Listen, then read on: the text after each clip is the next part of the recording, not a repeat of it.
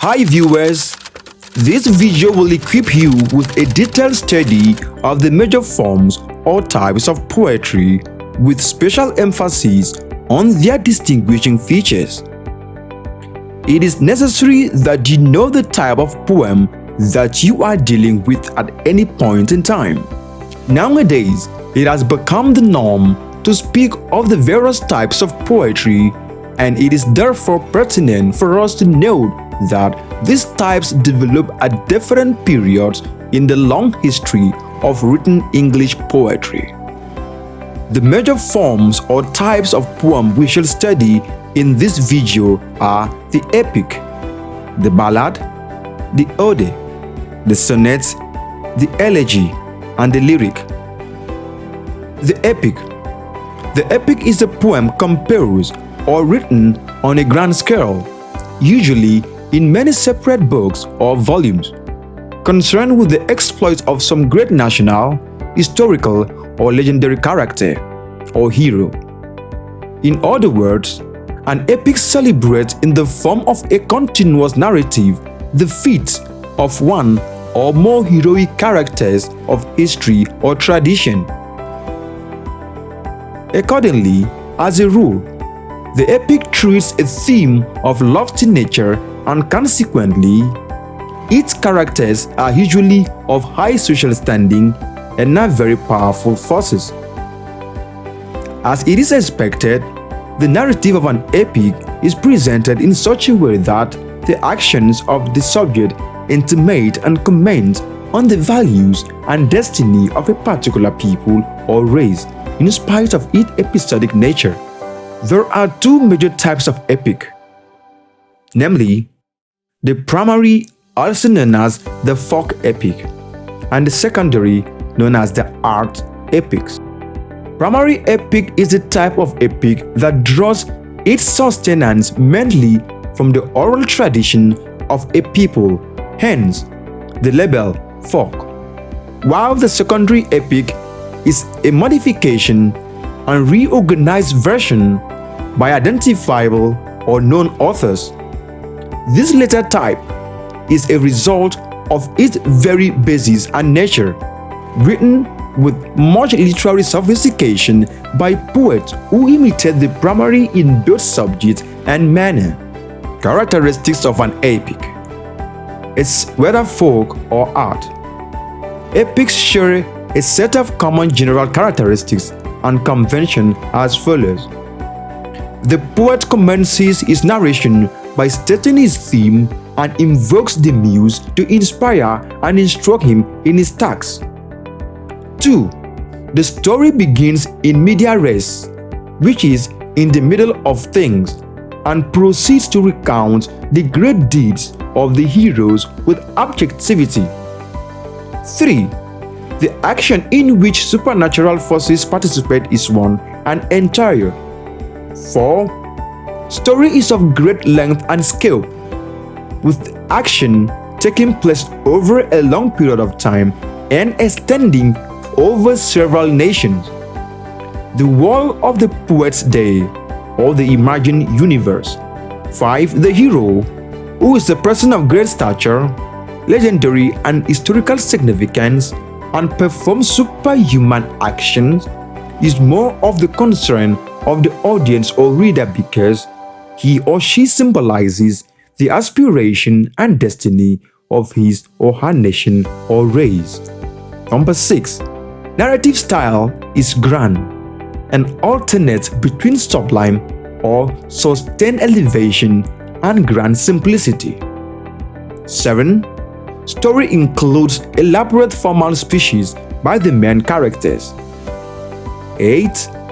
The constituent episode of narrative easily arise from the main story, and as a result, there are no parts that could be detached from it without loss to the whole. 9. Epic poetry incorporates a long list of warriors, armies, and war machines, which necessitate the employment of the fitting vehicle of the epic simile or extended comparison. The term epic has also been loosely applied to other works, both poetry and prose. written on a grand scale and attempting or aspiring to the spirit of the epic in subject matter and in style. Examples of epic include Dante's Divine Comedy, Spenser's Faerie Queene, Herman Melville's Moby Dick, Leo Tolstoy's War and Peace, Ezra Pound's Cantos. Ballad. The ballad, one of the earliest forms of poetry, is a song that tells a story, or a story told through song. There's a ballad is a short narrative poem adapted for singing, simple in plot and metrical in structure, divided into stanzas of 4 lines, rhyming alternatively and characterized by complete impersonality as far as the author or singer is concerned. As in the epic, there are 2 main types of ballad, namely the folk ballad, also referred to as popular or traditional ballad, and the art or literary ballad.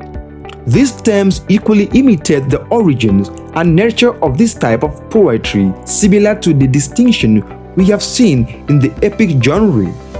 Accordingly, a folk ballad is anonymous, but we can safely infer that there must have been a poet, since all poems are mostly composed by individual poets. According to Huck Holman, debate still rages as to whether the ballad originates with an individual composer or as a group or communal activity. Features of the ballad. Some common features of the ballad as a form of poetry should be noted to enable you to identify, describe, and critique when required. They include impersonality and lack of sentimentality, anonymity of authorship and consequent lack of authorial comment, simple repetition. As a general rule, the ballad uses a common measure of 4-line stanza rhyming AB, AB, AB, CB. You should note that in this rhyming pattern, the first and third lines could rhyme, represented as A, in AB, AB, while the second and fourth lines represented as B must rhyme. In some ballads, however, the first and third lines may not rhyme, as in ABCB and XAXA, where X represents no rhyme, and this deviation does not qualify such line as ballad stanzas. The following are notable examples of the folk ballad and the art ballad which you should read in any good anthology of English poetry. Patrick Spence, The Wife at Usher's Well, The Demon Lover. Ode. An ode is a rhyme or really unrhymed lyric poem, often in the form of an address to a person, object, entity, or situation. An ode is usually between 40 to 200 lines long, and it was originally intended to be sung or at least recited. Ode has been defined by Gauss as any strain of enthusiastic and exalted lyrical verse, directed to a fixed purpose and dealing progressively with one dignified theme.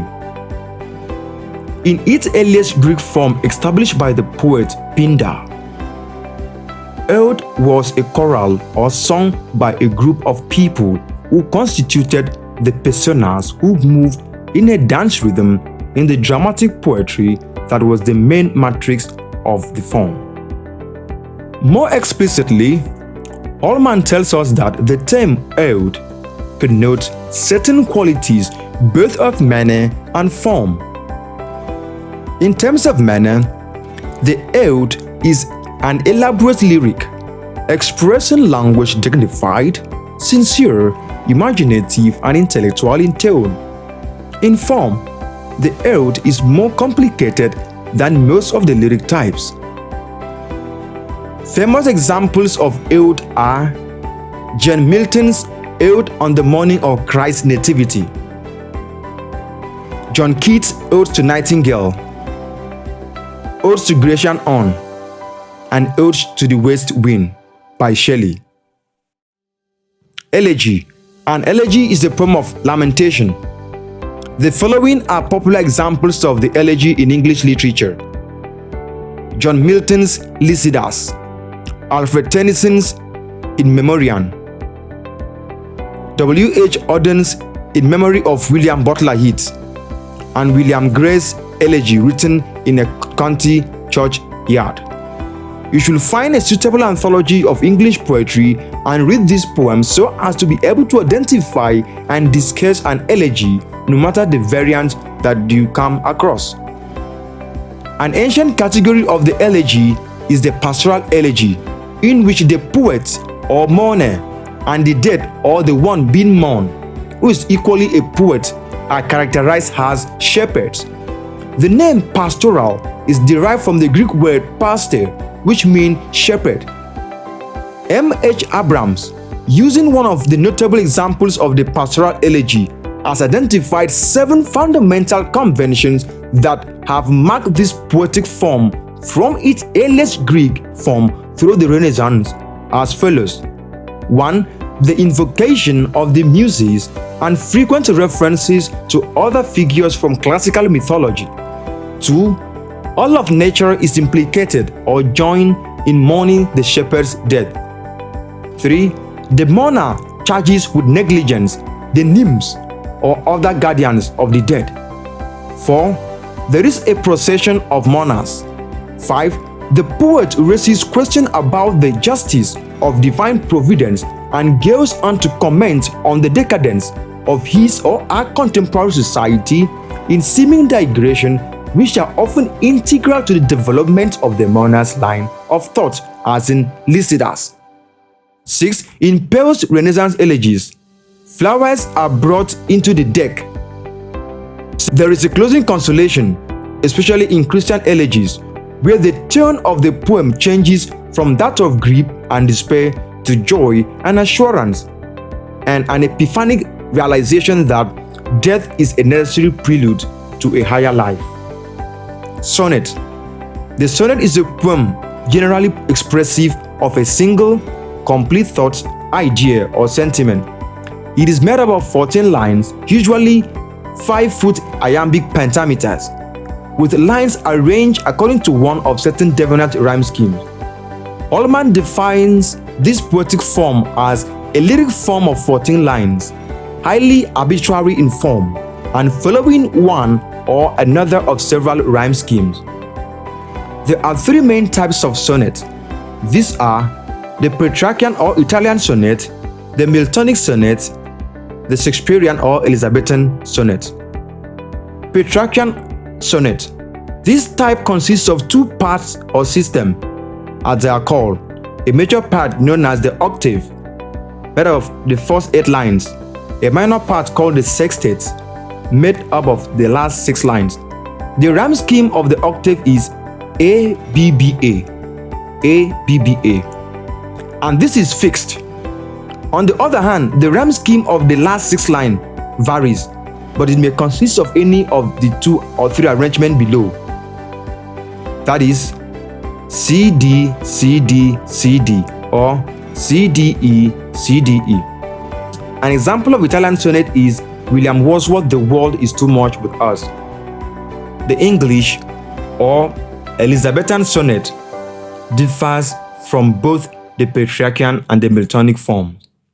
It consists of 3 quatrains and a final rhyming couplet, and its rhyme scheme is A-B, A-B, C-D, C-D, E-F, E-F, G-G. Unlike the Petrarchian sonnet, the English sonnet consists 3 quatrains and a final heroic couplet presenting a neat and laconic encapsulation of the central thoughts in the poem. The following Shakespearean poems are examples of the English sonnet. Shall I compare thee to a summer's day? Led me not to the marriage of true minds. Since brass, nor stone, nor earth, nor boundless sea. Lyric. In its original form, the lyric was a poem sung to the accompaniment of a lyre, a classical stringed musical instrument. In the Greek classical period, It was sung by a single singer and was thus differentiated from the choric, which was performed by a group of singers.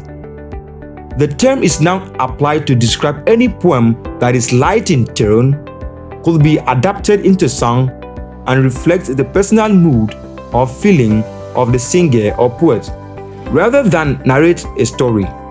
The subject of these lyric poets are as varied as his or her moods. Thus, he or she is at one time writing about love, and at the other time she is expressing his or her feelings towards nature, or merely giving vent to his or her personal observation on life generally. However, the idea of unity of mood, of thought, of feeling, and of style is essential to the lyric. Since the true quality of the lyric is the personal element, that is, as a vehicle of the poet's mood, a means of expressing his or her individual sensibility, the ode, the sonnet, as well as the elegy are all lyric.